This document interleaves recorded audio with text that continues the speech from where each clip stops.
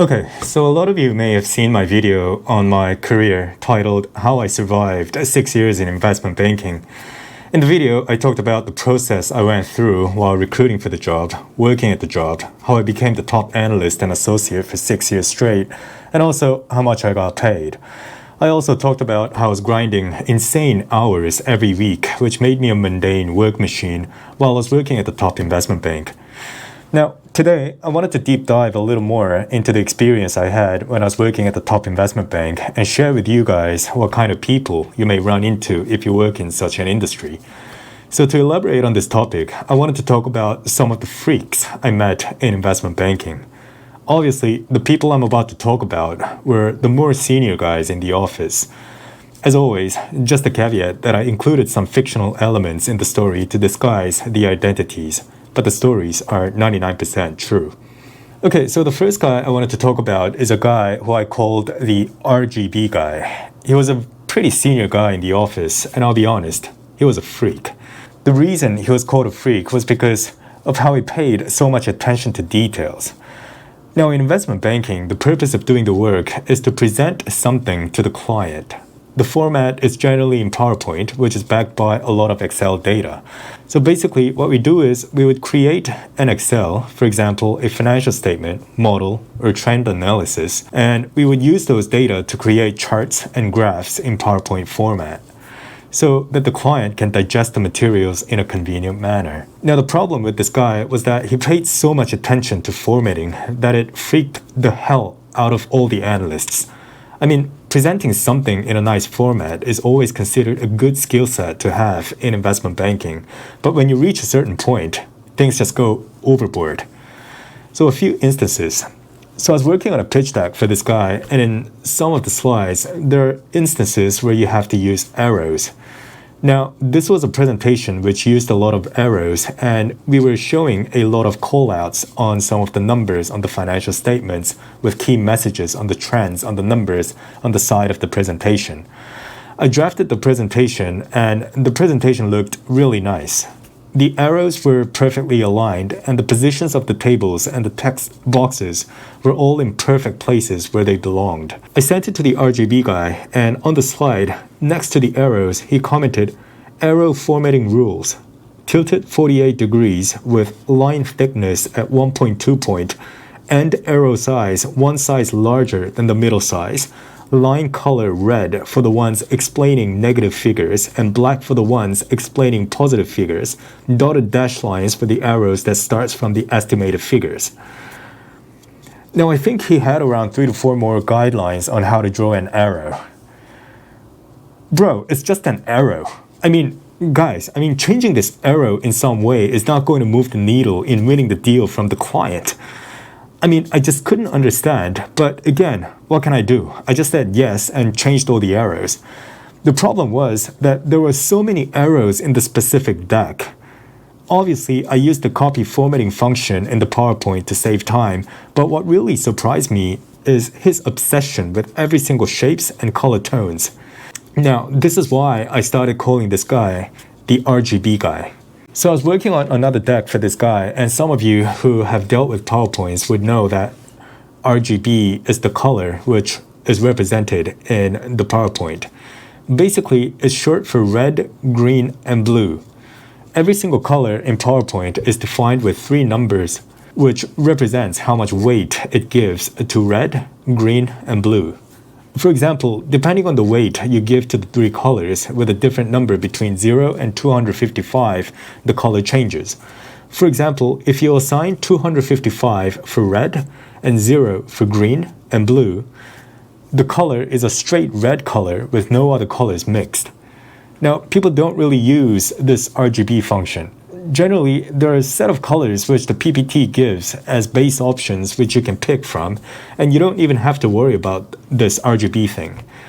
But this guy actually had specific RGB numbers in mind for every single color. Now, I didn't really know what number he wanted, so I looked at some precedent decks which my peers worked on with him and tried to mimic the colors as much as I could. The blue color which he wanted was a dark navish color, which I tried to go through the actual entire color palette to pick the most similar color from. I picked a color, and in my eyes, the color looked exactly the same. I mean, it was the same navy blue color. So I just used the color and submitted the deck. When he came back with his comments, next to my blue color box, he wrote, "The blue I want is 15R, 10G, and 100B. This color you used looks something like a 20R, 15G, and 90B. Okay, guys, for those of you who have PowerPoint, I suggest you go and test those colors out. I can assure you that the two colors look the same. At least it looks the same to me. But this guy, this RGB guy, had to spot it and somehow gave me that comment. Anyways, this RGB guy was a freak. Okay, so the next guy I wanted to talk about is a guy who I called the ETA guy. Now, a lot of you may have heard of ETA, which stands for the estimated time of arrival. Now, as a lot of you guys may know, from work context, we use this term a lot, especially when the seniors are trying to ask the juniors when the juniors can send the seniors the draft of the deck. So generally, a good senior would already have a pretty good sense of how long a task would take for a junior to come up with a draft.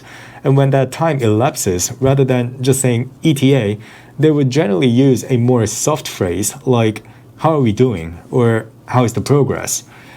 There are some seniors who would just send you an email with only 3 letters, ETA, in the email, but that generally sounds more demanding and somewhat condescending. So unless you're under severe pressure, people would generally not just send those 3 letters. Even if you want to use that term, people would generally add something like, "What ETA are we looking at?" or "When is the ETA?" type of phrases rather than just saying ETA. Okay, so that was for your context. Okay, but this guy, this ETA guy, just kept on saying ETA over and over and over again. Now, I would understand him saying that if I already missed the deadline or if I was working on a task for more time than a person would normally expect. But when I was given a task from this guy, which would easily take more than 3 to 4 hours, he would start sending me ETA ? Emails from the first hour. I mean, guys, ETA should only be used when it is appropriate to use the ETA words. In investment banking, or I assume in any job as well, this word should be treated like a magic word, which, number 1, gives huge pressure to the person who's doing the job, and number 2, equips you with an extra engine which only works when you're almost at the finish line. But if you say that word when you're not even close to the finish line, it only increases the pressure for the person working on the task and only increases the chances of making mistakes and failing in meeting the deadline. The problem was, this guy would say the magic word ETA over and over again almost every half an hour. Jesus, this guy was really, really special. Okay, so another guy I wanted to introduce to you guys is a guy who I called as the Sleeping Beauty guy. I mean, he was a guy, and this guy was not a beauty at all, but I called him that. The reason I called him the Sleeping Beauty is because this guy just never went home. Guys, in investment banking, as I mentioned in my previous videos, hours are very long, and there were times when I worked over 120 hours a week and could go home for 3 days straight. What's really important is to have a very efficient senior working above you.